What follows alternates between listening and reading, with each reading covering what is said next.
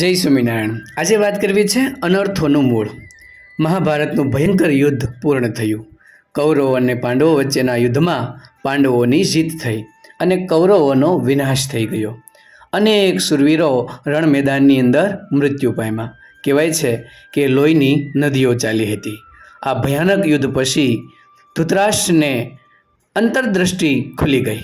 તેમની અંદરની રહેલી આંખો આજે ખુલી ગઈ હતી અને પોતાની ભૂલો સ્પષ્ટપણે તેને દેખાઈ રહી હતી। તેમણે સંજયને કહ્યું, જોયું સંજય, અનર્થનું મૂળ શું? ત્યારે સંજય કહે છે કે મહારાજ, અનર્થનું મૂળ ધન દોલત છે।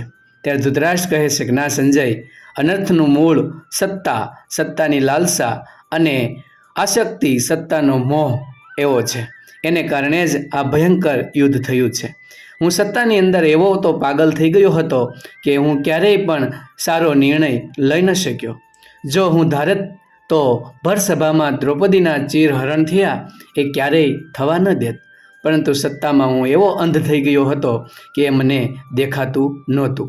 જે વિવેક બુદ્ધિ હોવી જોઈએ એ ક્યારેય આવી નહીં।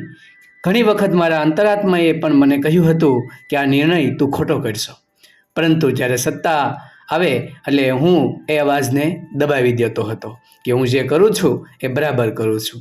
આમ પુત્રવધૂના ચીરહરણ કરનારનું ભયંકર કૃત્ય મેં સત્તાને કારણે કર્યું।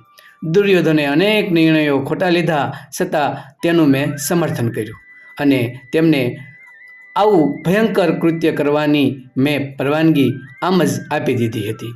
ધૃતરાષ્ટ્ર કહે છે કે જ્યારે સત્તા હોય ત્યારે વિવેકપણું આવવું ખૂબ અઘરું છે અને એ આવી શકતું નથી। મને પણ સમ્રાટ બનવાની લાલસા જાગી હતી અને એટલે હું સમ્રાટ બન્યો અને આ મહાભારતનું ભયંકર યુદ્ધ થયું। જો હું સામાન્ય માણસ હોત તો શું હું પુત્રવધૂના ચીરહરણ થવા દેત?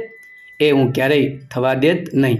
આમ આ ભયંકરતાનું મુખ્ય કારણ સત્તા છે અને સત્તાની આગળ શાણપણ નકામું બની જાય છે।